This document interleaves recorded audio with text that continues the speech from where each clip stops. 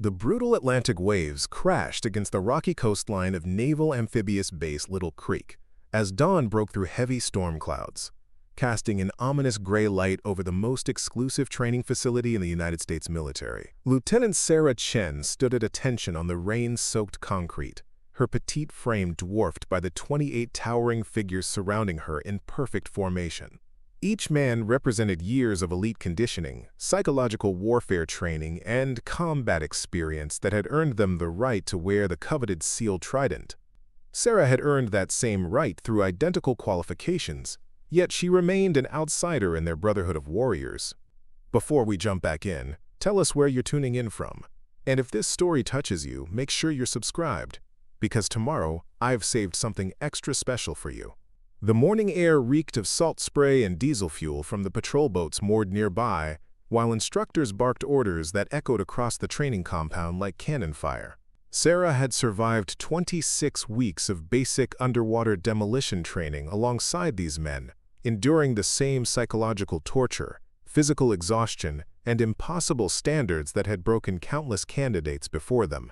She had completed every evolution, passed every test, and demonstrated performance metrics that ranked in the top 5% of her graduating class. Yet as she stood among her peers, preparing for advanced tactical training that would determine their final assignments, she could feel the weight of their skepticism like a physical presence. Commander Jake Morrison, a massive figure with 14 years of special operations experience and arms covered in tactical scars, had made his position clear from the moment Sarah arrived at Little Creek. He commanded SEAL Team 7, the most decorated unit on the East Coast, and had never hidden his belief that women had no place in direct combat operations. Morrison possessed the kind of battlefield credibility that made his opinions carry weight throughout the special operations community. 3 deployments to Afghanistan, 2 to Iraq, countless classified missions in locations that remained redacted from official records, and a chest full of commendations that spoke to his effectiveness in eliminating high-value targets. Sarah understood the source of his resistance. She had grown up in Silicon Valley, daughter of successful software engineers, and had entered the Navy through the Naval Academy rather than working her way up through enlisted ranks like many of her peers. Her background suggested privilege and comfort, qualities that seemed incompatible with the harsh realities of special operations warfare. What they didn't know was that Sarah Chen carried secrets that would fundamentally alter their understanding of what she was capable of accomplishing. Her father had immigrated from Taiwan as a young man, but his story extended far beyond computer programming and startup ventures. David Chen had served in the Republic of China Marine Corps before coming to America, specializing in close-quarters combat and underwater infiltration techniques. He had trained Sarah from childhood in martial arts, weapons handling, and tactical thinking, believing that his daughter should never be defenseless in a dangerous world. Her mother, Elena, had served as a combat medic in the Spanish military before pursuing her engineering career, and had taught Sarah advanced trauma medicine and battlefield first aid. But Sarah's most significant advantage remained completely hidden from her teammates and instructors. During college summers, while her Naval Academy classmates worked internships or enjoyed vacation time, Sarah had traveled to remote locations around the world, training with elite military units that her father's connections had made accessible. She had learned knife fighting from former British SAS operators in Scotland, studied explosives handling with Israeli Special Forces instructors in the Negev Desert, and practiced advanced marksmanship with Swiss military snipers in the Alps. By the time she entered SEAL training, Sarah possessed skills that exceeded those of many veteran operators, but she had carefully concealed these capabilities to avoid unwanted attention. The first phase of advanced training focused on maritime operations, the bread and butter of SEAL warfare. Teams would be evaluated on their ability to infiltrate hostile coastlines, establish reconnaissance positions, and execute precision raids under realistic combat conditions. Sarah found herself assigned to Alpha Squad under Commander Morrison's direct supervision, a placement that surprised no one familiar with his testing methods. He had specifically requested her for his team, not to ensure her success, but to demonstrate her limitations under his personal oversight.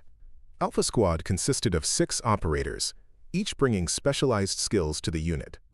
Besides Morrison, there was Chief Petty Officer Marcus Rodriguez, an explosive ordnance disposal expert whose steady hands had diffused dozens of improvised explosive devices in urban combat zones.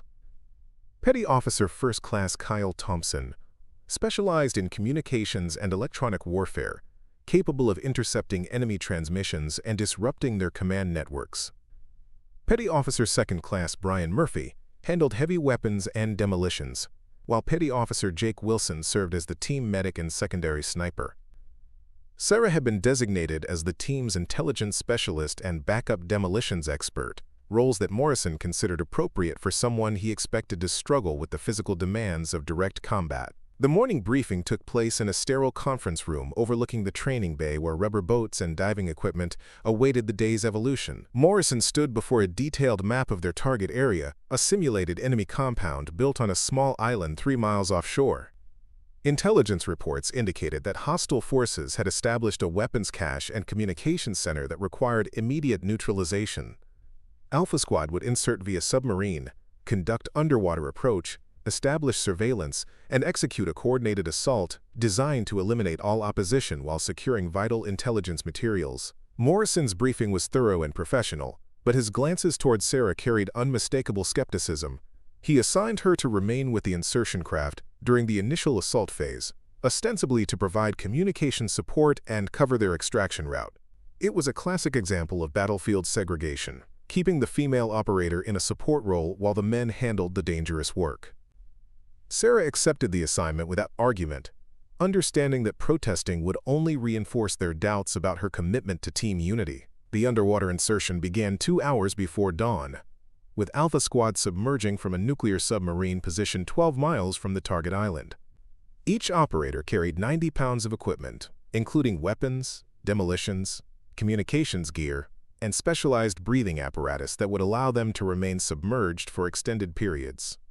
The swim to the target required precise navigation through strong currents and limited visibility, skills that separated special operations swimmers from conventional forces. Sarah moved through the dark water with fluid efficiency that surprised her teammates.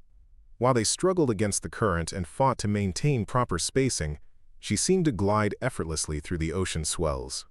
Her breathing remained controlled and steady, while others showed signs of fatigue from the challenging conditions. Morrison, swimming point position, found himself repeatedly looking back to check her status, expecting to see signs of difficulty that never materialized.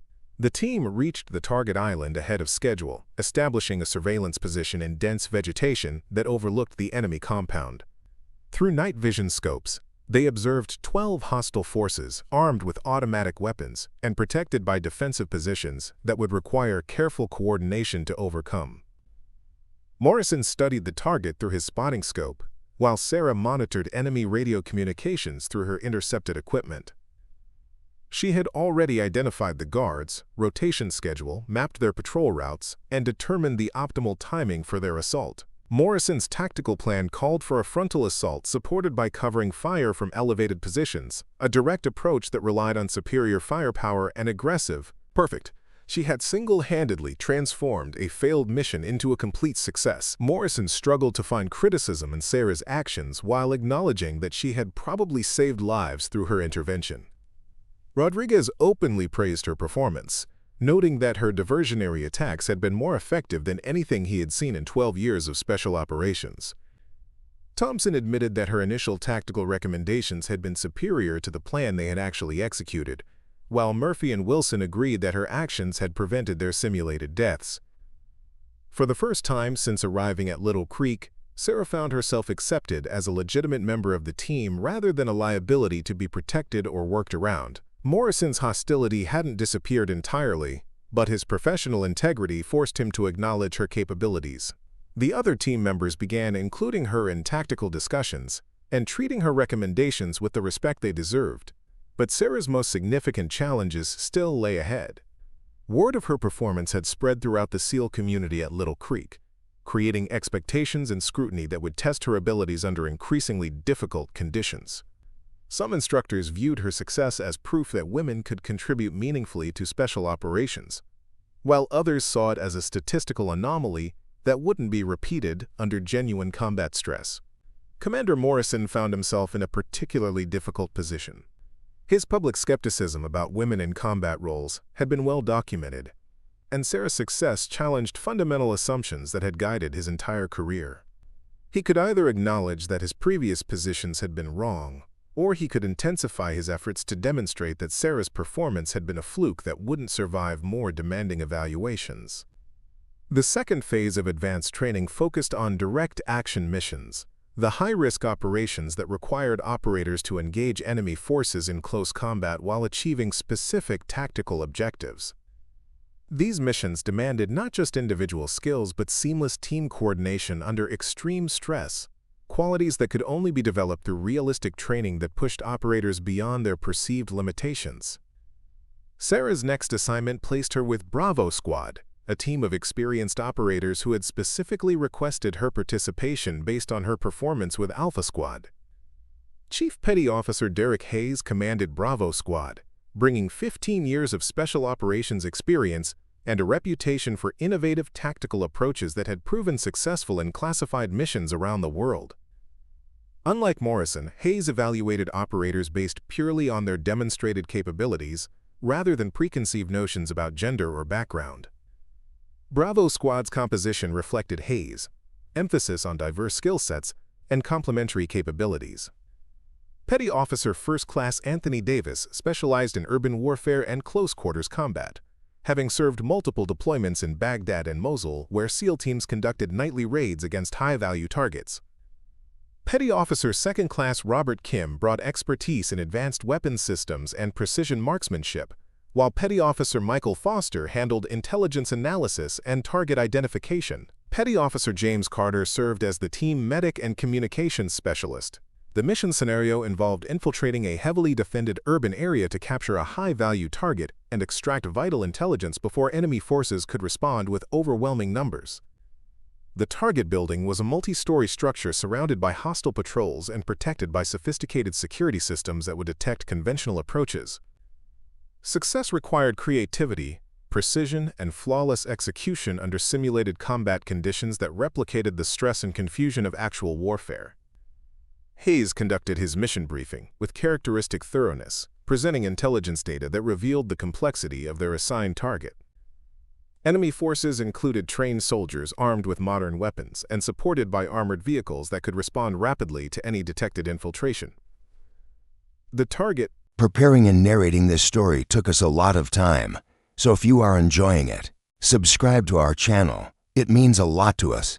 Now back to the story. Movement to overwhelm the defenders, Sarah quietly suggested an alternative strategy that involved simultaneous attacks from multiple directions, using diversionary explosions to confuse the enemy, while smaller teams infiltrated their defensive perimeter. Morrison dismissed her recommendation immediately, reminding her that tactical planning remained his responsibility as team leader.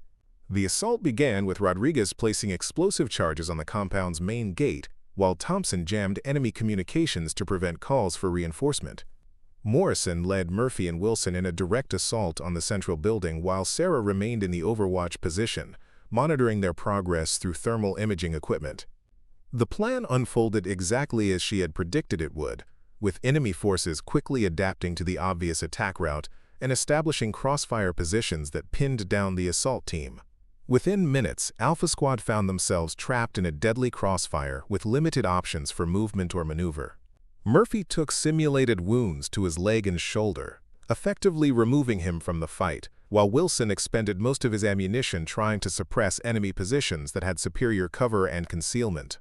Morrison's voice crackled through their communications system, tight with frustration as he realized his tactical plan was failing catastrophically. Sarah watched the situation deteriorate through her scope, calculating angles and distances while identifying weaknesses in the enemy defensive setup that her teammates couldn't see from their compromised positions. She had trained for scenarios exactly like this one during her summer sessions with European Special Forces, learning techniques for turning failed assaults into tactical victories through unconventional approaches. Without requesting permission, Sarah abandoned her assigned position and began moving toward the compound through a route that avoided the main axis of enemy fire. She carried a suppressed submachine gun and sufficient demolitions to create the diversionary attacks she had originally suggested, equipment that Morrison had initially questioned but ultimately approved. Her movement through the heavy vegetation was silent and purposeful, guided by terrain analysis skills that her father had taught her during childhood hiking expeditions in the California mountains. Sarah reached the compound's rear perimeter, while the enemy forces remained focused on the trapped assault team.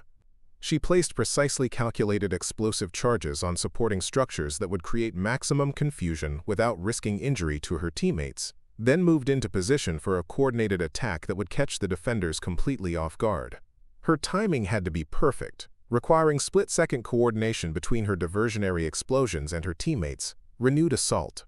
The first explosion brought down a wooden watchtower and created a massive cloud of smoke that obscured the defenders' vision.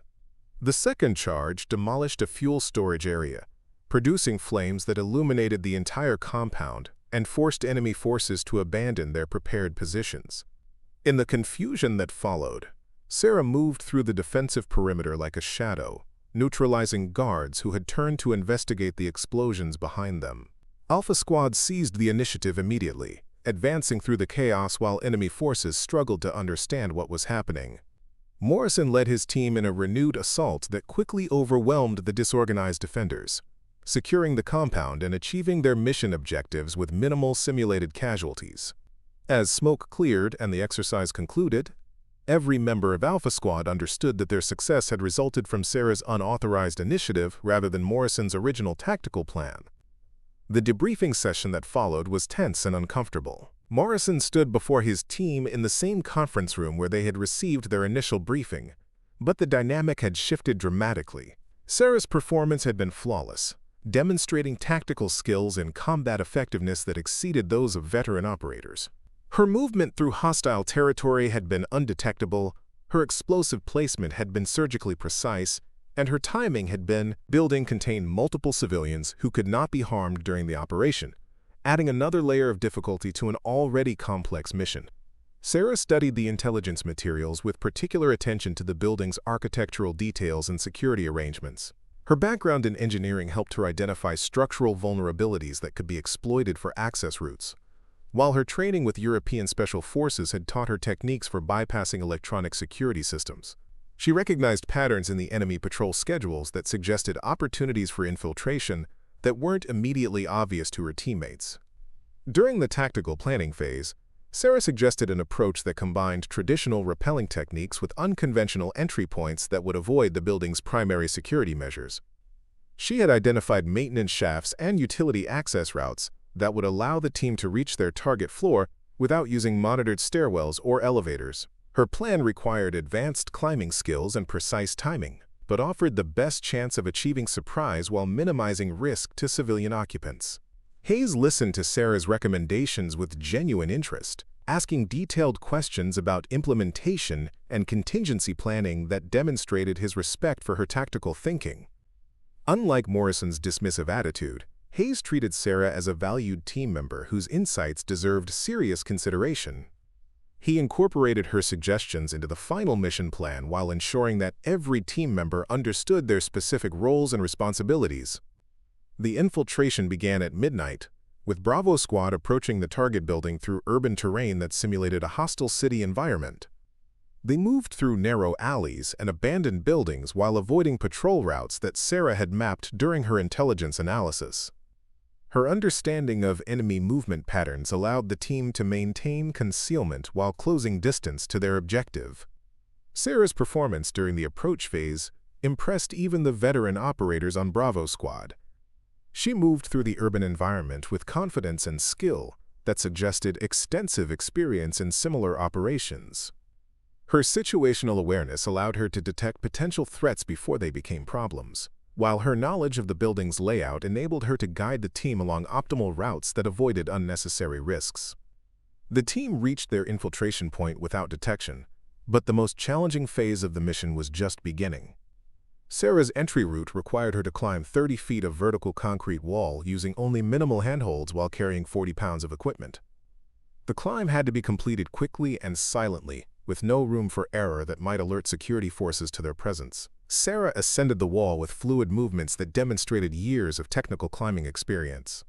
Her positioning was perfect, her equipment remained secure, and her breathing stayed controlled throughout the challenging climb. Hayes watched through night vision equipment, noting that her technique exceeded that of operators with considerably more experience in vertical infiltration methods. Once inside the building, Bravo Squad moved through darkened corridors toward their target location, while avoiding security cameras and motion detectors that Sarah had identified during her intelligence preparation. Her ability to navigate the complex floor plan kept the team moving efficiently toward their objective, while Davis and Kim cleared potential threat areas along their route. The target room contained sophisticated communication equipment and classified documents that represented the intelligence materials they needed to secure. Sarah immediately began downloading data from computer systems, while Foster and Carter established security positions that would detect approaching enemy forces. Her technical skills allowed her to bypass security protocols and access encrypted files that contained mission-critical information. Enemy forces detected their presence just as Sarah completed the intelligence download, forcing Bravo Squad to execute their extraction plan under combat conditions. Hayes coordinated their movement through the building, while Davis and Kim provided covering fire that suppressed enemy forces attempting to block their escape routes. Sarah carried the recovered intelligence materials while maintaining her position in the team formation. The extraction phase required the team to fight their way through increasing enemy resistance while protecting the intelligence materials that justified their entire mission. Sarah found herself engaged in close-quarters combat with hostile forces, demonstrating marksmanship skills and tactical movement that impressed her experienced teammates. Her shots were precise and economical, eliminating threats without wasting ammunition or creating unnecessary risks. Bravo Squad reached their extraction point with all mission objectives achieved and no casualties sustained. Sarah's intelligence preparation had been accurate, her tactical recommendations had proven sound, and her performance under combat stress had been exemplary. Hayes commended her work during the post-mission debrief, noting that her contributions had been essential to their success. But Sarah's most significant test was yet to come. Commander Morrison had been watching her progress through advanced training, with growing concern about the implications of her continued success. If Sarah completed the program successfully, she would become the first female operator assigned to a SEAL team, establishing a precedent that could fundamentally change the special operations community. Morrison requested a private meeting with Sarah in his office, overlooking the Little Creek training facilities. His demeanor was serious and professional, but she could sense the underlying tension that had been building throughout her time at the base. He gestured for her to take a seat while he remained standing behind his desk, a positioning that emphasized his authority and her subordinate status. Morrison began by acknowledging Sarah's performance in recent training exercises, noting that her technical skills and tactical thinking had been impressive. However, he expressed concerns about her ability to function effectively in actual combat situations, where the stress and chaos exceeded anything possible in training environments. He questioned whether her success had been the result of genuine capabilities or simply favorable circumstances that wouldn't be repeated in real-world operations. Sarah listened respectfully while Morrison outlined his doubts, understanding that his concerns reflected deeper anxieties about changes occurring throughout the military. She recognized that his resistance wasn't entirely personal, but represented institutional attitudes that would take time and demonstrated performance to overcome. When he finished speaking, she requested permission to address his concerns directly. Sarah's response was measured and professional, acknowledging the validity of his questions while providing specific examples of her preparation and training that addressed his stated concerns. She described her extensive experience with live-fire exercises, her psychological conditioning for combat stress, and her commitment to achieving the same standards expected of male operators. She didn't argue with his right to evaluate her performance, but requested the opportunity to prove herself under the most demanding conditions available. Morrison studied her for several minutes before responding, apparently weighing his options and considering the potential consequences of his decision. Finally, he proposed a comprehensive evaluation that would test every aspect of her capabilities under conditions that exceeded normal training standards. If she succeeded, he would recommend her for assignment to an active SEAL team. If she failed, she would be transferred to a conventional unit, where her talents could be utilized in less demanding roles. Sarah accepted Morrison's proposal without hesitation, understanding that this represented her only opportunity to achieve her ultimate goal of serving with a frontline SEAL team. She knew the evaluation would be designed to exploit any weaknesses in her preparation or capabilities, but she also knew that her hidden advantages would finally be revealed under maximum stress conditions. The final evaluation was scheduled for the following week, giving Sarah time to prepare mentally and physically for the most challenging test of her military career. She spent those days reviewing tactical procedures, maintaining her equipment, and conditioning her body for sustained high-intensity performance. But, most importantly, she prepared to reveal capabilities that would shock everyone who thought they understood her limitations. Sarah's father visited her during this preparation period, arriving unannounced at her quarters one evening while she cleaned her weapons and reviewed mission parameters. David Chen looked older than she remembered, but his eyes still carried the alertness and intensity that had made him an effective warrior decades earlier. He had come to Little Creek not to offer encouragement, but to provide information that would change everything about Sarah's understanding of her own background. David Chen revealed that his military service in Taiwan had been far more extensive and classified than Sarah had ever known. He had served with special forces units that conducted covert operations throughout Southeast Asia, developing expertise in unconventional warfare and psychological operations that remained classified even decades later. His immigration to America had been facilitated by intelligence agencies that valued his knowledge and connections, and his subsequent civilian career had provided cover for ongoing consultation work with special operations forces. More significantly, David Chen disclosed that Sarah's training had been far more systematic and comprehensive than she had realized. Her childhood martial arts instruction, wilderness survival education, and technical climbing experience had been carefully designed to prepare her for exactly the challenges she now faced.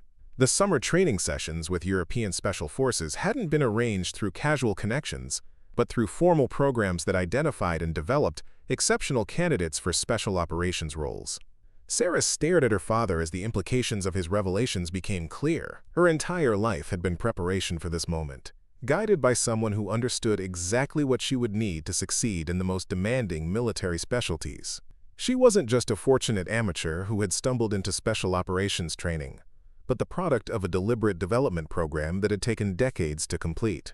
David Chen handed Sarah a sealed envelope containing documentation that proved his claims and provided details about her training that she had never fully understood. The papers revealed connections between her instructors, coordination between different training phases, and assessment reports that tracked her development over many years. She realized that her success in SEAL training hadn't been unexpected, but had been anticipated by people who had invested considerable time and resources in her preparation. But the most important revelation came in the form of a personal letter from her father, written years earlier but saved for this specific moment. The letter explained his motivation for preparing her so thoroughly, describing his belief that exceptional individuals had responsibilities to serve causes greater than themselves. He had recognized her potential as a child and had devoted his resources to ensuring she would be ready when opportunities arose. Sarah spent that night reading through the materials her father had provided, understanding finally that her success wasn't accidental but represented the culmination of careful planning and systematic preparation. She felt simultaneously grateful for his investment in her development and concerned about the enormous expectations that came with such preparation. Tomorrow's evaluation would determine whether decades of planning and training had been worthwhile. The final evaluation began before dawn, with Sarah reporting to Commander Morrison's office for a briefing that would determine the parameters of her ultimate test. Morrison wasn't alone when she arrived. The room contained 3 other senior officers whose presence indicated the significance of what was about to unfold. Captain Robert Hayes, the commanding officer of Naval Special Warfare Group 2, sat behind Morrison's desk, reviewing a classified folder that Sarah assumed contained her service record and evaluation reports. Beside Hayes sat Commander Patricia Williams, the senior female officer at Little Creek and a specialist in personnel, evaluation and psychological assessment. Williams had been brought in to ensure that Sarah's evaluation would be conducted fairly and professionally, without gender bias that might influence the results. Her presence indicated that senior leadership understood the broader implications of Sarah's success or failure. The third officer was Commander Thomas Bradley, a veteran SEAL with extensive combat experience who had been tasked with designing evaluation scenarios that would test Sarah's capabilities under maximum stress conditions. Bradley's reputation for thorough and uncompromising assessments had made him the obvious choice for conducting an evaluation that would need to withstand scrutiny from throughout the special operations community. Captain Hayes opened the briefing by explaining the evaluation's structure and objectives. Sarah would face 3 distinct challenges over the next 72 hours, each designed to test different aspects of her capabilities under progressively increasing stress levels. The first phase would evaluate her individual skills in marksmanship, physical conditioning, and technical proficiency. The second phase would test her ability to lead and coordinate team operations under combat conditions. The final phase would place her in a comprehensive scenario that combined all previous elements while adding psychological pressure designed to reveal any hidden weaknesses. Hayes emphasized that the evaluation standards would be identical to those applied to male candidates, with no accommodation for gender differences or physical limitations. Sarah would succeed or fail based purely on her demonstrated performance, measured against the same benchmarks used to evaluate the most elite operators in the special operations community. If she succeeded, she would become the first female operator assigned to an active SEAL team. If she failed, her military career would continue in conventional roles that utilized her obvious talents without placing her in positions where her limitations might endanger other operators. Commander Bradley outlined the specific parameters of each evaluation phase, while Sarah took detailed notes and asked clarifying questions about procedures and expectations. His scenarios were comprehensive and challenging, designed to test capabilities that went far beyond basic military skills to include leadership, innovation, and performance under extreme psychological stress. The first phase began immediately after the briefing, with Sarah reporting to the shooting range, where she would demonstrate marksmanship skills under conditions that simulated combat stress. The course included stationary and moving targets at various distances, low light conditions, and time constraints that required both accuracy and speed. Sarah would be evaluated not just on her hit percentage, but on her consistency, adaptability, and performance under pressure. Sarah approached the shooting evaluation with confidence built from years of training with some of the world's best marksmanship instructors. Her techniques had been refined through practice with European military snipers who had taught her advanced methods for calculating range, wind compensation, and target movement. She understood that this evaluation would reveal capabilities that would surprise even veteran SEAL instructors. The shooting course began with precision rifle fire at extended ranges, requiring Sarah to engage targets at distances up to 800 meters, while accounting for environmental variables that affected bullet trajectory. Her shots were consistently accurate, grouping within the scoring zones that defined expert-level performance. Morrison watched through spotting scopes, unable to find fault with her technique or results. Moving targets presented additional challenges that required Sarah to calculate lead angles and timing while maintaining the controlled breathing and trigger discipline necessary for precision shooting.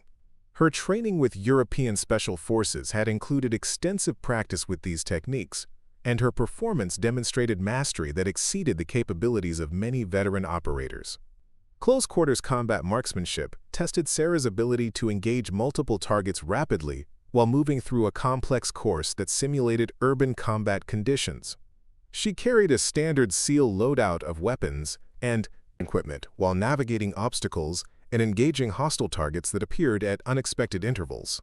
Her movement was fluid and controlled, her target engagement was precise and economical, and her tactical decision-making was flawless throughout the challenging course. But the most impressive aspect of Sarah's shooting performance was her consistency under increasing stress levels. Bradley had designed the course to create psychological pressure through time constraints, physical exhaustion, and unpredictable target presentations.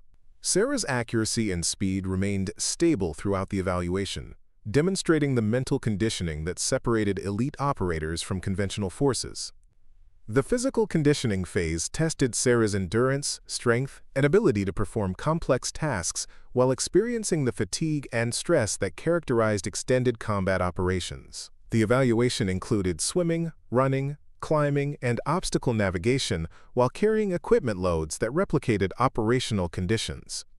Sarah would be measured not just on completion times, but on her ability to maintain technical proficiency while physically exhausted. Sarah's performance during physical testing revealed the benefits of her comprehensive preparation and training. Her swimming technique was efficient and powerful, allowing her to maintain speed through extended distances while conserving energy for subsequent challenges. Her running pace was steady and controlled, demonstrating the cardiovascular conditioning that enabled sustained high-intensity performance. The climbing and obstacle navigation phases showcased technical skills that Sarah had developed through years of mountaineering and tactical climbing instruction. Her movements were economical and purposeful, utilizing proper technique to minimize energy expenditure while maintaining safety margins that prevented injuries. Morrison observed that her climbing abilities exceeded those of operators with considerably more experience in vertical infiltration methods.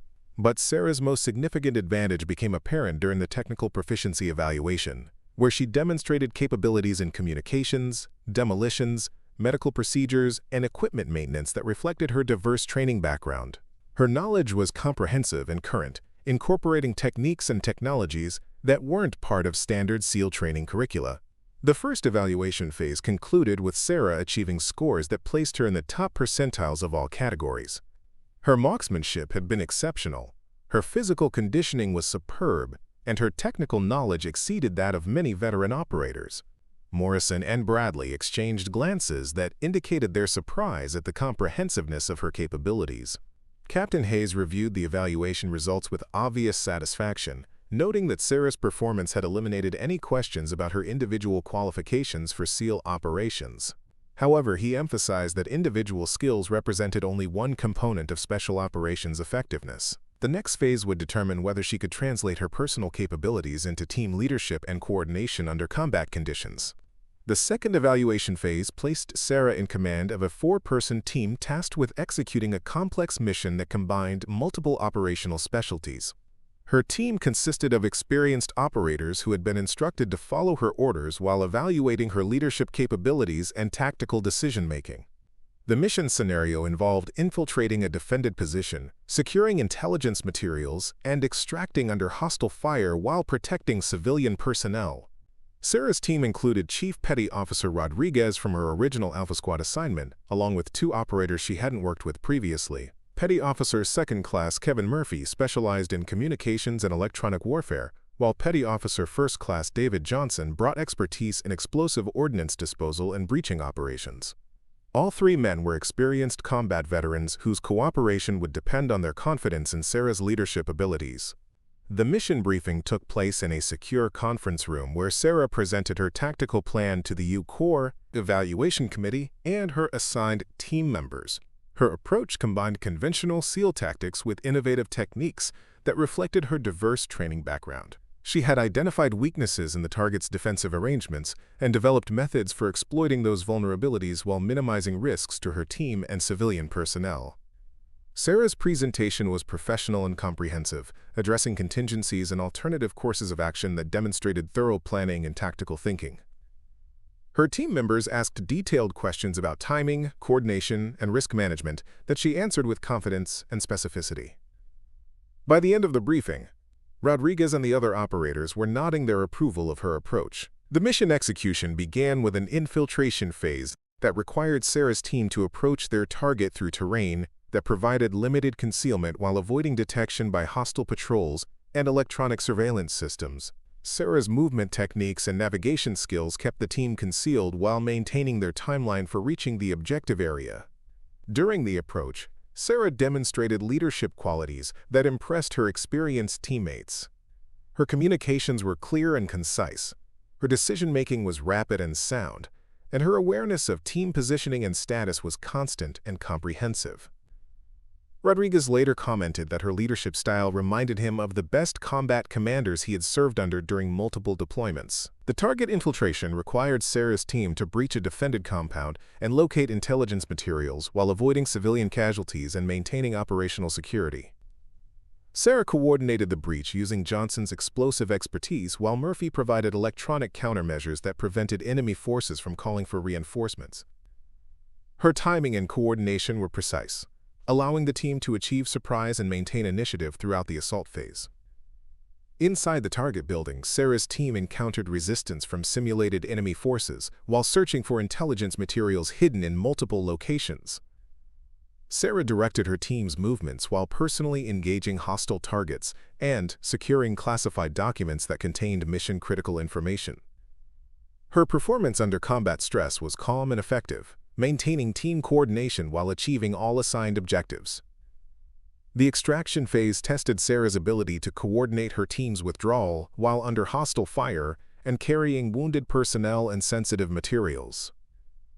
Enemy forces had reorganized and were attempting to prevent the team's escape through coordinated attacks that required immediate, tactical responses.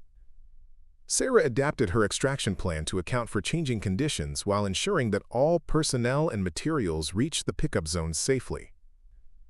Sarah's team completed their mission with all objectives achieved and no simulated casualties sustained. Her leadership had been effective throughout all mission phases, demonstrating tactical competence and team coordination skills that met the highest standards expected of SEAL team leaders. The evaluation committee's assessment was unanimously positive, noting that her performance had exceeded expectations in all measured categories. But Commander Morrison wasn't satisfied with the results of the first 2 evaluation phases. Sarah's success had been comprehensive and undeniable, but he remained convinced that she hadn't faced the ultimate test of combat effectiveness.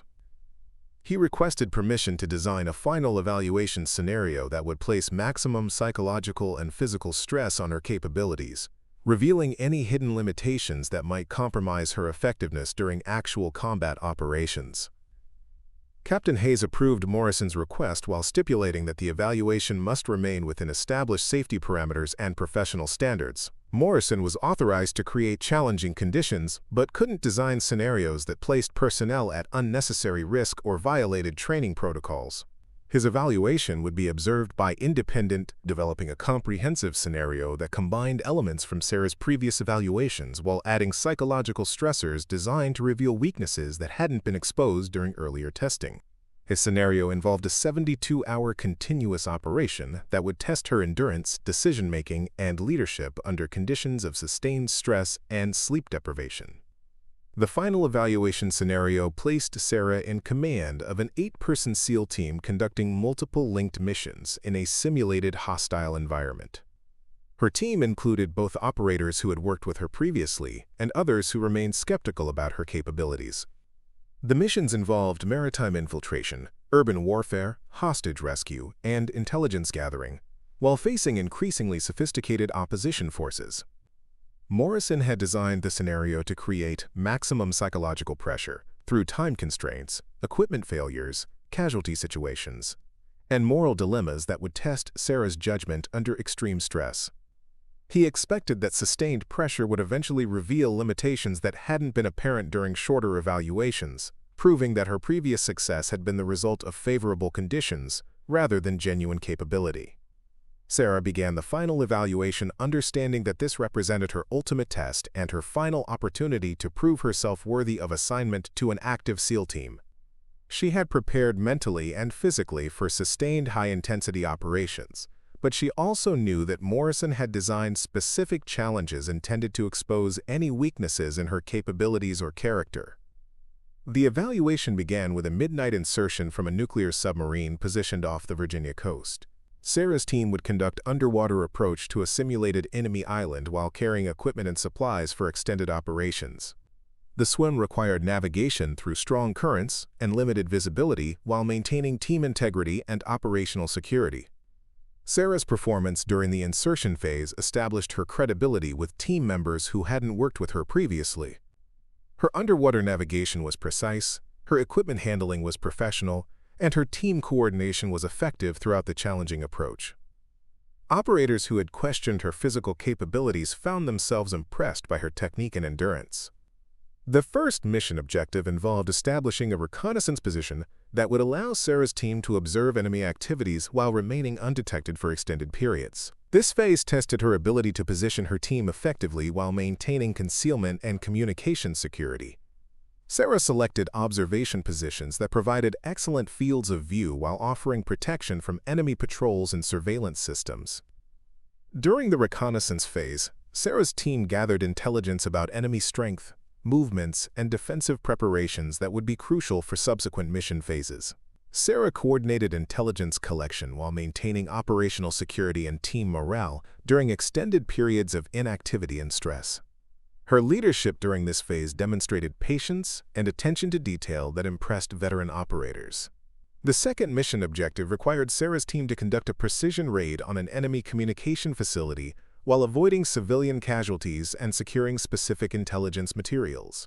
This assault phase tested her ability to coordinate complex operations under time pressure while adapting to unexpected developments and changing conditions. Sarah's tactical plan for the communication facility raid incorporated lessons learned during her reconnaissance activities while accounting for intelligence updates that revealed changes in enemy defensive arrangements. Her approach combined stealth infiltration with rapid assault techniques that achieved surprise while minimizing risks to her team and civilian personnel. The raid execution demonstrated Sarah's ability to coordinate multiple team elements while personally engaging hostile forces and securing mission objectives.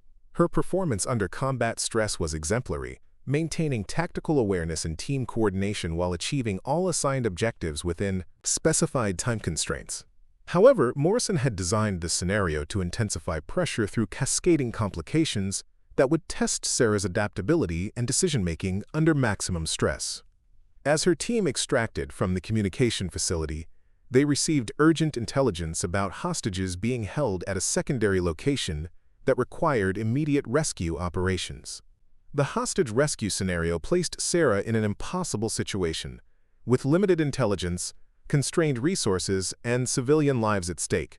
Morrison watched through surveillance equipment as Sarah processed the new information while coordinating her team's movement toward the hostage location. He expected the complexity and time pressure to overwhelm her capabilities, finally revealing the limitations he was convinced existed. Sarah's response to the hostage crisis demonstrated tactical thinking that surprised even experienced instructors observing the evaluation. She rapidly assessed available intelligence while deploying her team members according to their specialized capabilities. Her plan divided the team into assault and support elements while maintaining contingencies for evacuation and medical emergencies. The hostage facility was a multi-story building defended by simulated terrorists who had threatened to execute civilians if rescue operations were attempted.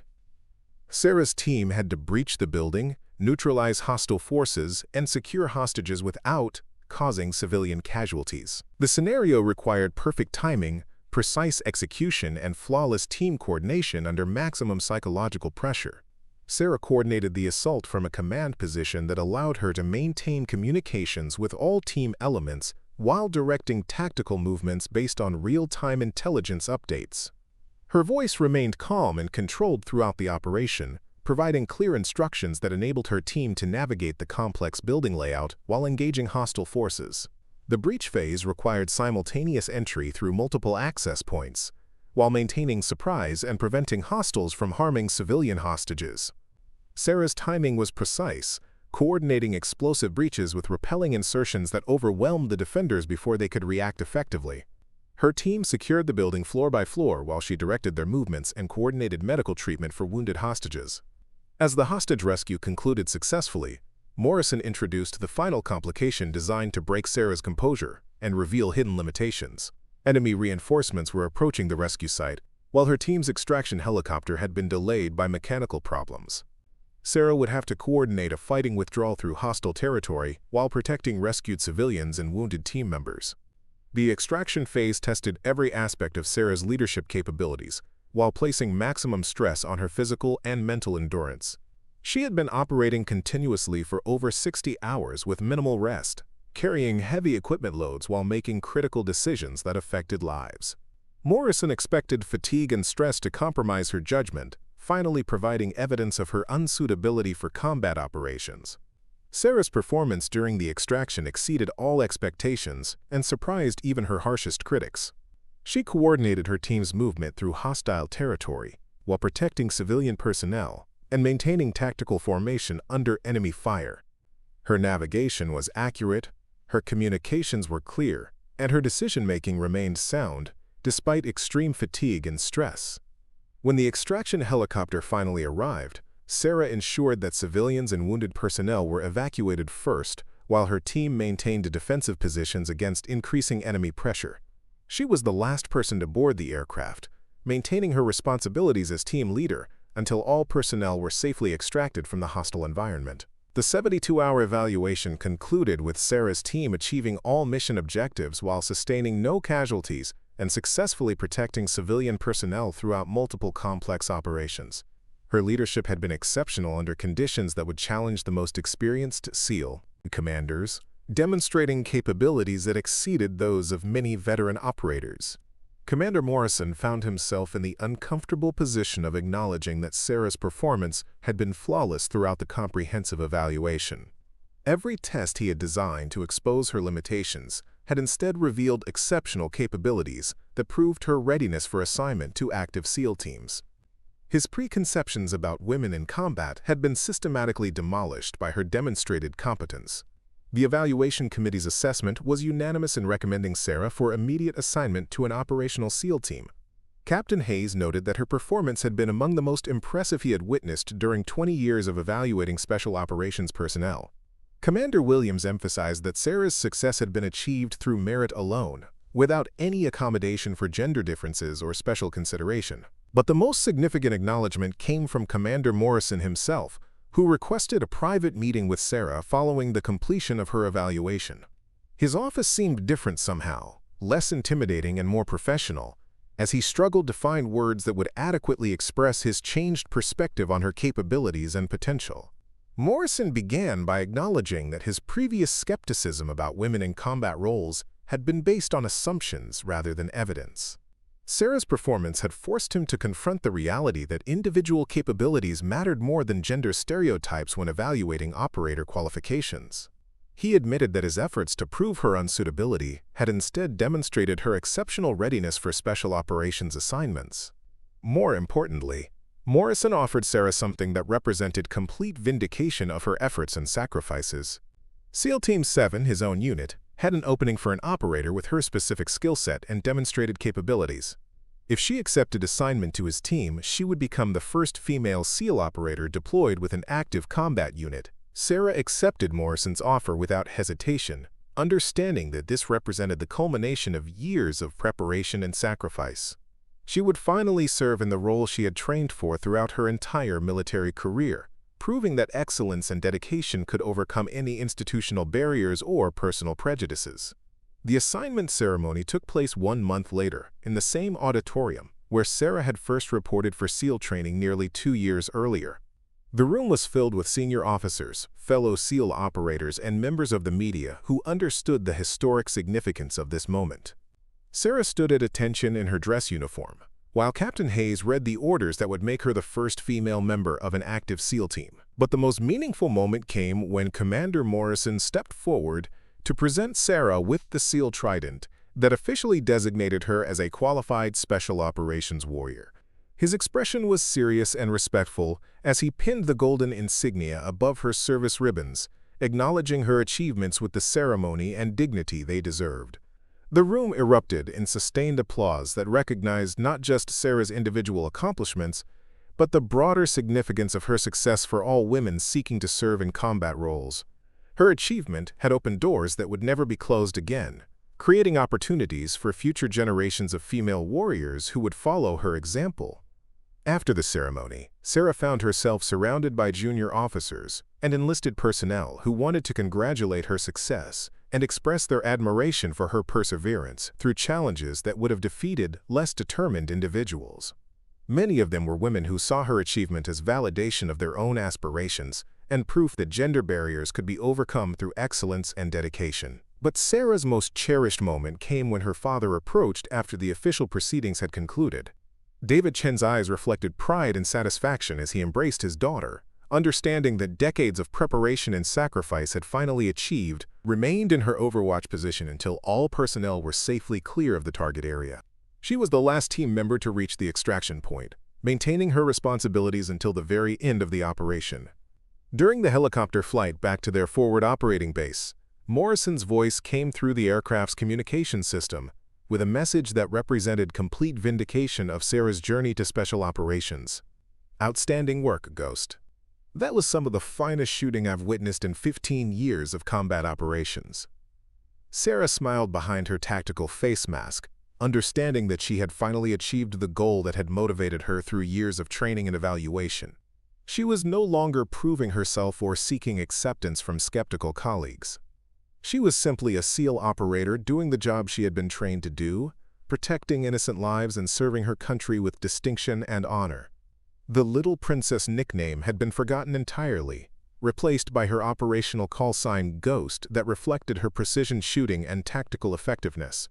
Her teammates valued her capabilities rather than questioning her presence, and her contributions were measured by operational success rather than gender stereotypes. But Sarah's most significant achievement wasn't personal recognition or professional advancement. She had opened doors for countless women who would follow her example, proving that excellence and dedication could overcome any institutional barriers. Her success had changed perceptions throughout the special operations community, creating opportunities that previous generations of female warriors could never have imagined. Years later, when young women approached her seeking advice about military careers and special operations training, Sarah would share the lessons she had learned during her journey, from skeptical outsider to proven warrior. She would emphasize that success required preparation, perseverance, and absolute commitment to excellence, but that gender was never a legitimate barrier to achievement. Sarah Chen had started her career as an outsider, trying to prove she belonged in an exclusive brotherhood of warriors. She had ended it as a leader and role model who had fundamentally changed that brotherhood, making it stronger and more capable through diversity and inclusion based on merit rather than prejudice. The transformation was complete, but the legacy would continue through every woman who chose to follow her example and pursue excellence in the most demanding military specialties. Sarah had proven that courage, skill, and dedication recognized no gender boundaries, and her achievement would inspire future generations of warriors who would continue expanding the boundaries of what was possible. In the end, Sarah Chen hadn't just joined SEAL Team 7. She had made it better, proving that the strongest teams were built from the best individuals regardless of their background or gender. Her story had become proof that excellence would always triumph over prejudice when given the opportunity to demonstrate itself under the most demanding conditions imaginable. 3 years after joining SEAL Team 7, Sarah Chen found herself standing in the briefing room of a classified facility somewhere in the mountains of Colorado. Snow fell heavily outside the reinforced windows, while classified intelligence documents covered every surface of the conference table. The mission parameters displayed on multiple screens around the room represented the most complex operation she had ever been assigned, targeting a network of international arms dealers who had been supplying advanced weapons to terrorist organizations across 3 continents. Admiral Catherine Stone, commander of Joint Special Operations Command, stood at the head of the table reviewing satellite imagery that revealed the scope of their target network. Stone was a legend in the special operations community, having risen through the ranks during an era when few women achieved senior leadership positions in combat roles. Her presence at this briefing indicated the strategic importance of the operation and the level of resources being committed to its success. The arms dealing network operated through a sophisticated system of shell companies, encrypted communications, and international banking arrangements that made conventional law enforcement approaches ineffective. Intelligence agencies had been tracking their activities for over 2 years without achieving significant disruption of their operations. The network's leadership included former military officers from multiple countries who understood operational security and had designed their organization to resist penetration by traditional intelligence methods. Sarah studied the intelligence materials while listening to Admiral Stone's briefing, recognizing patterns and vulnerabilities that suggested opportunities for special operations intervention. The network's leadership maintained personal security arrangements that made direct action difficult, but their operational requirements created periodic vulnerabilities that could be exploited by properly trained and equipped teams.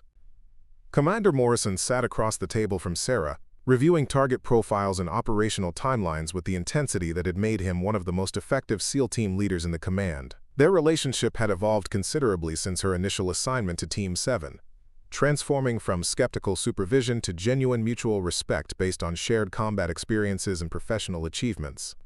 The intelligence briefing revealed that the arms network's next major transaction involved the transfer of advanced anti-aircraft missiles to a terrorist organization planning attacks on civilian aviation targets. The transaction was scheduled to occur in a remote location along the Pakistan-Afghanistan border, requiring coordination between multiple criminal organizations and providing a unique opportunity for intervention. Admiral Stone explained that conventional military operations were not viable in the target area due to political sensitivities and the risk of international complications. The mission would require a small team of elite operators capable of infiltrating the transaction site, gathering intelligence about the network structure, and eliminating key leadership figures while securing the advanced weapons systems. Sarah's role in the operation would combine her proven marksmanship capabilities with intelligence gathering responsibilities that utilized her technical skills and linguistic abilities. She had spent the previous year studying Pashto and Urdu languages while developing expertise in the cultural and political dynamics of the Afghanistan-Pakistan border region. The mission team would include operators from multiple special operations units, combining SEAL capabilities with Army Delta Force expertise and CIA paramilitary specialists. Sarah would be the only female operator on the team, but her previous successes had eliminated any questions about her qualifications for the most demanding assignments. Team leader designation went to Colonel Marcus Webb, a Delta Force officer with extensive experience in Central Asian operations. Webb had specifically requested Sarah's participation based on her demonstrated performance during previous classified missions that had taken SEAL Team 7 to locations throughout the Middle East and North Africa. The operational timeline allowed 3 weeks for final preparation and deployment to forward staging areas in the region. Sarah would spend that time conducting additional language training, studying target area geography, and coordinating with intelligence assets who would provide real-time support during the mission. But the most challenging aspect of the mission involved the psychological demands of operating in an environment where capture would result in torture and execution by enemies who showed no mercy to prisoners, particularly female prisoners. Sarah would be targeted for specific brutality if the mission failed and team members were captured alive. Admiral Stone concluded the briefing by emphasizing the strategic importance of disrupting the arms network before advanced weapons could be transferred to terrorist organizations planning mass casualty attacks. The mission represented one of the most significant counterterrorism operations of the decade, requiring perfect execution under impossible conditions. Sarah spent the following weeks immersing herself in preparation activities that went far beyond standard pre-deployment training. She studied every available intelligence report about the target network, their intended purpose. His investment in her development had been vindicated by her success in the most demanding military specialty. David Chen handed Sarah a small package containing a gift that represented the completion of her transformation from promising candidate to proven warrior. Inside was a custom-made tactical knife engraved with the SEAL Trident and a personal inscription that read, quote, "Defending those who cannot defend themselves."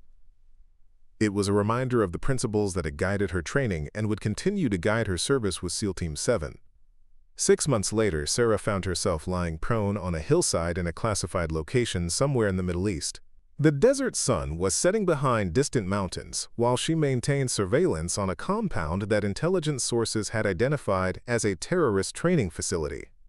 Through her scope, she could observe armed guards conducting patrols around buildings that contained innocent hostages alongside enemy combatants. Behind her, concealed in carefully prepared positions, the other members of SEAL Team 7 waited for her signal to begin the assault that would rescue the hostages and eliminate the terrorist threat. Chief Rodriguez lay 20 meters to her left, while Commander Morrison coordinated final preparations from his command position in the wadi below their observation point.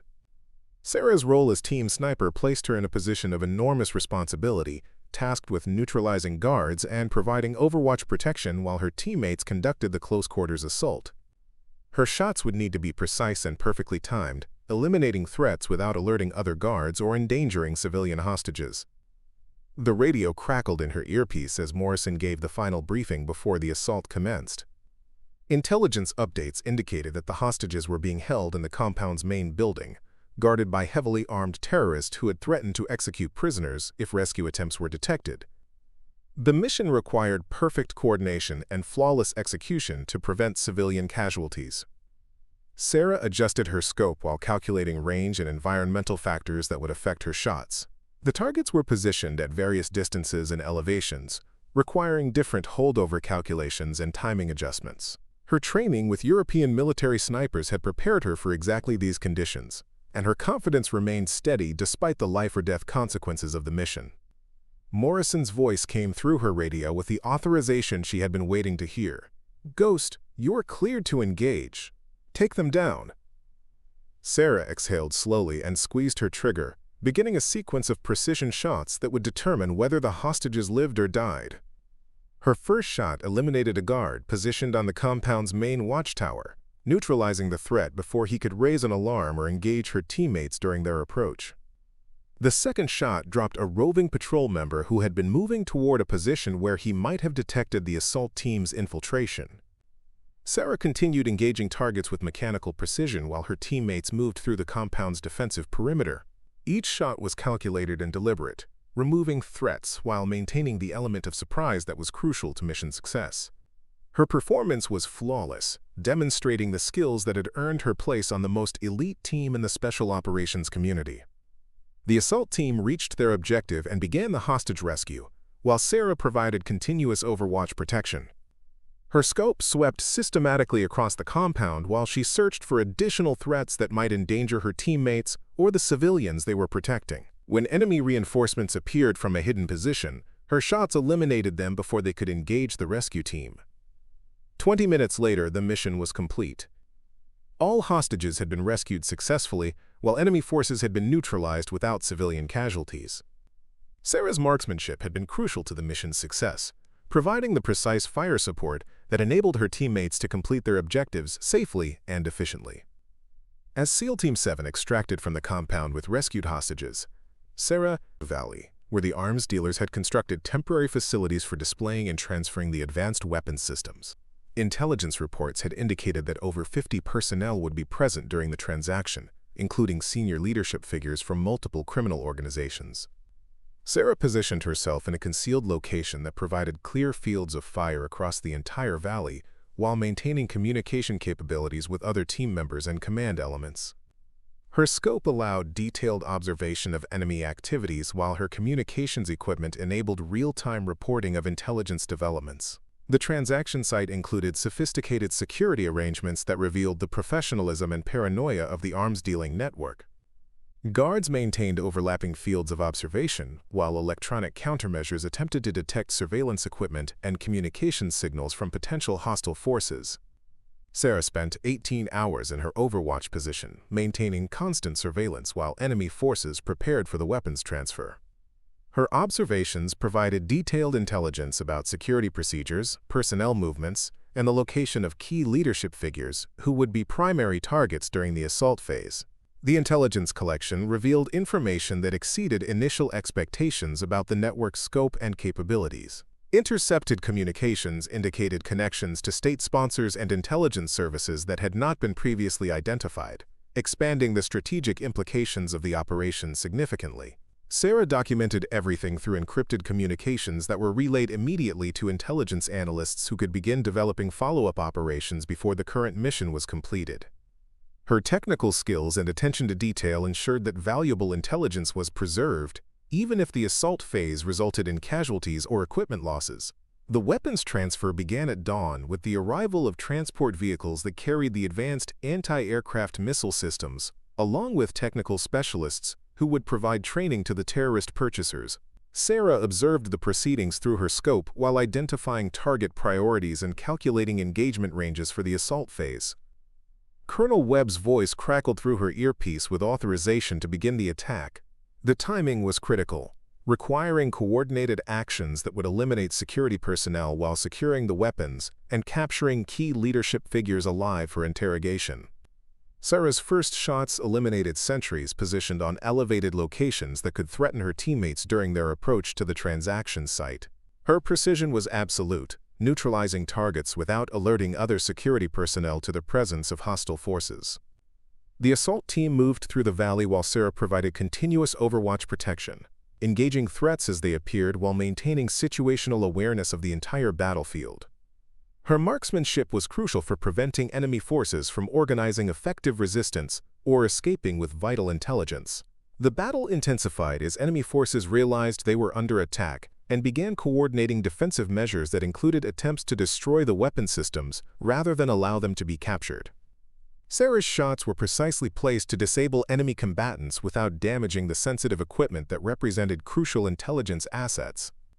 The firefight continued for 27 minutes before enemy resistance collapsed and Webb's team secured control of the transaction site. Sarah maintained her overwatch position while her teammates gathered prisoners, secured weapons, and collected intelligence materials that would require detailed analysis by specialist teams. The intelligence haul exceeded all expectations, including documentation that revealed the complete structure of the arms network, along with planned operations that would have resulted in mass casualty terrorist attacks across multiple continents. Sarah's technical skills were essential for extracting electronic data from damaged computer systems, while ensuring that sensitive information was preserved for analysis. The extraction phase required rapid movement to predetermined pickup zones, while carrying captured personnel and sensitive materials that could not be compromised if the team encountered enemy forces during their withdrawal. Sarah remained in her overwatch position until all personnel and materials were safely clear of the target area. The helicopter extraction proceeded without incident, carrying the mission team and their valuable intelligence assets to secure facilities where detailed debriefing and analysis could begin immediately. Sarah's performance throughout the operation had been exceptional, contributing crucial capabilities that ensured mission success under extremely challenging conditions. The intelligence analysis revealed the full scope of the arms network's operations and enabled a series of follow-up actions that dismantled their entire organization over the following months. Dozens of arrests were made in multiple countries while weapons caches were seized, and terrorist plots were disrupted before they could be executed. Sarah's contributions to the operation earned recognition from the highest levels of the national security establishment, though the classified nature of her work meant that her achievements would never be publicly acknowledged. Admiral Stone personally commended her performance, noting that her technical skills and tactical proficiency had been essential for achieving strategic objectives. But Sarah's most significant personal satisfaction came from understanding that her actions had prevented terrorist attacks that would have killed thousands of innocent civilians. The advanced weapon systems that had been secured during the mission were intended for use against passenger aircraft, and their interception had saved countless lives. The success of the arms network operation established Sarah's reputation within the special operations community as an operator capable of handling the most sensitive and demanding assignments. Her combination of technical skills, tactical proficiency, and proven performance under extreme stress made her invaluable for missions that required capabilities beyond those of conventional special operations teams. Colonel Webb recommended Sarah for assignment to a newly formed joint task force that would specialize in complex counterterrorism operations requiring diverse capabilities and international coordination. The task force would operate under direct authority from the highest levels of government, conducting missions that were too sensitive for conventional military units. Sarah accepted the assignment, understanding that it represented another advancement in her career while requiring her to operate at levels of classification and sensitivity that would further isolate her from normal military communities. Her work would become increasingly invisible, while its strategic importance continued to grow. The Joint Task Force operated from facilities that officially did not exist, conducting operations that were never acknowledged by any government agency. Sarah found herself working alongside operators from intelligence services and special forces units representing allied nations, creating capabilities that no single organization could achieve independently. Her first assignment with the Joint Task Force involved infiltrating a sophisticated human trafficking network that was using refugee populations as cover for moving terrorist operatives across international borders. The mission required Sarah to assume a civilian identity while operating in urban environments where traditional military techniques would be ineffective. The human trafficking investigation led Sarah through major European cities where she posed as a freelance journalist investigating refugee conditions, while actually gathering intelligence about criminal networks that were exploiting humanitarian crises for terrorist purposes. Her linguistic abilities and cultural knowledge allowed her to develop sources and access information that was unavailable through conventional intelligence methods. The investigation revealed connections between human traffickers and terrorist organizations that were far more extensive than intelligence agencies had previously understood. Criminal networks were generating massive profits while providing operational support for terrorist activities across multiple continents. Sarah's undercover work required months of careful relationship building with sources who risked their lives by providing information about criminal activities. Her ability to earn trust and maintain cover identities was crucial for penetrating networks that were specifically designed to resist intelligence collection efforts. The intelligence gathered through Sarah's undercover operations enabled coordinated law enforcement actions that dismantled major trafficking networks, while identifying and eliminating terrorist operatives who had been using refugee routes to infiltrate target countries.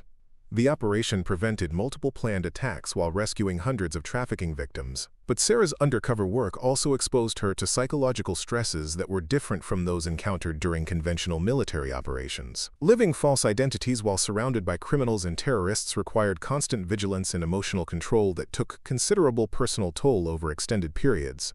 The Joint Task Force provided specialized support services for operators who conducted extended undercover assignments, including psychological counseling and identity transition assistance that helped personnel readjust to their real identities after completing sensitive missions. Sarah's success in undercover operations led to additional assignments that required increasingly sophisticated cover identities and extended periods of separation from military communities. Her work became a carefully guarded secret that was known only to the most senior levels of the intelligence and special operations communities. The recognition of her capabilities came through assignment to operations that were crucial for national security but could never be publicly acknowledged. Sarah understood that her greatest professional achievements would remain forever classified, known only to a small number of people who understood their strategic significance. Years of classified operations had transformed Sarah from a SEAL team operator into something unique within the special operations community. Her capabilities spanned conventional military skills, intelligence collection, undercover operations, and strategic planning at levels that few individuals ever achieved. Her personnel file contained commendations and decorations that reflected her contributions to operations of national significance, but the specific details of her achievements would remain classified for decades. Sarah had become what intelligence professionals called a, quote, a ghost, an operator whose existence was known, but whose activities were completely compartmentalized. The psychological demands of maintaining multiple identities while conducting operations of extreme sensitivity required Sarah to develop coping mechanisms and support systems that were different from those available to conventional military personnel. Her relationships with family and civilian friends became increasingly difficult to maintain as her work demanded absolute secrecy. But Sarah found meaning and purpose in understanding that her sacrifices were protecting innocent lives and preserving national security against threats that most people would never know existed. Her work represented the highest form of service, requiring her to surrender personal recognition in exchange for the satisfaction of defending her country and its values. The Joint Task Force eventually assigned Sarah to a position where she would train and mentor the next generation of operators who would carry forward the capabilities she had helped develop. Her experience and expertise made her uniquely qualified to prepare others for the challenges they would face in an increasingly complex and dangerous world. Sarah's training programs combined conventional special operations techniques with the unconventional skills that had made her successful in classified operations. Her students learned not just tactical proficiency but the psychological discipline required for extended undercover work and the ethical foundation necessary for making life-and-death decisions under extreme pressure. The operators that Sarah trained went on to conduct their own classified operations, carrying forward capabilities and techniques that she had developed through years of dangerous and sensitive work. Her influence extended far beyond her personal achievements, shaping an entire generation of special operations professionals. But Sarah's most important legacy was proving that excellence in the most demanding military specialties was determined by individual capability rather than gender stereotypes. Her achievements had opened doors that could never be closed again, creating opportunities for women who would follow her example. The recognition of her contributions came not through public ceremonies or media attention, but through the quiet acknowledgement of peers who understood the significance of what she had accomplished. Sarah had proven herself in every environment and under every condition that the special operations community could devise. Her career had evolved from proving she belonged in an exclusive brotherhood to becoming one of the most valued and respected members of that community. The journey had required sacrifices that most people could never understand, but it had also provided opportunities to serve at the highest levels of national security. Sarah's story became an inspiration for women throughout the military community, though the classified nature of her work meant that the full extent of her achievements could never be publicly revealed. Her example demonstrated that dedication, skill, and courage could overcome any institutional barrier or personal prejudice. The transformation of military communities to accept and value women in combat roles had been accelerated by operators like Sarah, who proved their worth through demonstrated performance under the most demanding conditions. Her success had made it easier for others to follow similar paths. Years later, when Sarah reflected on her career and its significance, she understood that her greatest achievement had been expanding the definition of what was possible for women in military service. She had proven that the most elite communities could be improved through inclusion based on merit, rather than tradition. The battles she had fought were not just against foreign enemies, but against domestic prejudices and institutional barriers that had limited opportunities for women throughout military history.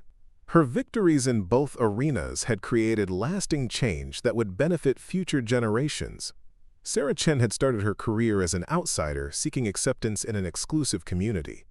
She had evolved into a leader and innovator who had fundamentally changed that community, while making it more effective and capable than ever before. Her legacy would endure long after her individual achievements were forgotten.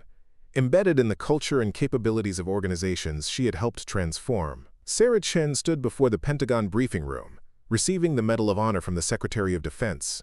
Her classified missions had finally been declassified, revealing operations that saved thousands of lives across multiple continents. The ceremony was private, attended only by the highest levels of military leadership who understood the scope of her contributions to national security. Sarah's achievements had redefined what was possible in special operations. Commander Morrison watched from the audience, remembering the young officer he had once doubted. Her success had transformed his perspective and influenced policy changes throughout the military that opened opportunities for countless women. Admiral Stone presented Sarah with new orders assigning her to lead the Pentagon's Special Operations Integration Program, tasked with developing the next generation of elite operators regardless of gender or background. Sarah's legacy was complete. She had proven that excellence transcends all barriers, creating lasting change that would benefit generations of warriors who would follow her extraordinary example. Up next, you've got two more standout stories right on your screen. If this one hit the mark, you won't want to pass these up. Just click and check them out. Memorized photographs and biographical information about key figures and practiced infiltration techniques that would allow her to blend into the local population if circumstances required independent operation. The cultural preparation proved particularly challenging, requiring Sarah to understand not just language and customs, but the complex tribal relationships and political dynamics that influenced behavior in the target region. Her instructors included CIA operatives who had spent years developing sources and conducting operations in Afghanistan and Pakistan. Physical preparation involved acclimatization training at high-altitude facilities that replicated the environmental conditions she would encounter during the mission. The target area was located over 10,000 feet above sea level, requiring cardiovascular conditioning that would allow sustained high-intensity operations in oxygen-depleted conditions. Equipment preparation included familiarization with specialized weapons and communications systems that would be essential for mission success. Sarah trained with suppressed rifles designed for precision shooting at extended ranges, along with compact explosives and electronic warfare devices that could disrupt enemy communications and surveillance systems. But the most important preparation involved psychological conditioning for operations in an environment where mistakes would have catastrophic consequences for both the mission and the operators involved. Sarah worked with military psychologists who specialized in preparing special operations personnel for high-stress environments, where split-second decisions could determine success or failure. The deployment phase began with a series of carefully coordinated movements that transported the mission team to staging areas in the region without revealing their destination or objectives. Sarah traveled through multiple countries using carefully constructed cover identities, while maintaining communication protocols that ensured operational security. The final staging area was a classified facility located in a mountain valley that provided concealment from satellite surveillance while offering access to infiltration routes leading to the target area. The facility included advanced communications equipment that would maintain connectivity with command elements throughout the operation. Colonel Webb conducted final mission briefings that incorporated the most current intelligence about enemy strength, movements, and security arrangements. The arms transaction had been confirmed for a specific date and location, providing the team with precise parameters for their infiltration and assault planning. Sarah's specific assignments included establishing overwatch positions that would provide early warning about approaching threats while maintaining communications with extraction assets. Her marksmanship skills would be crucial for eliminating sentries and providing covering fire during the assault on the transaction site. The intelligence-gathering component of her mission required sophisticated technical equipment that would record conversations, photograph documents, and intercept electronic communications that could reveal the full extent of the arms network's operations and future plans. Webb emphasized that the mission's success depended not just on eliminating immediate threats, but on gathering information that would enable follow-up operations against the network's remaining elements. Sarah's technical skills and attention to detail made her ideally suited for the intelligence collection requirements. The infiltration began during a moonless night that provided maximum concealment for the team's approach to the target area. Sarah moved through rugged mountain terrain while carrying 60 pounds of specialized equipment that included her precision rifle, communications gear, and intelligence collection devices. The approach required 12 hours of movement through territory controlled by hostile forces who maintained irregular patrol schedules and surveillance systems. Sarah's training in advanced fieldcraft allowed her to navigate the challenging terrain while avoiding detection by enemies who were familiar with the local geography and accustomed to operating in the harsh environment. The team established their surveillance position on a ridgeline that overlooked the transaction site, a remote,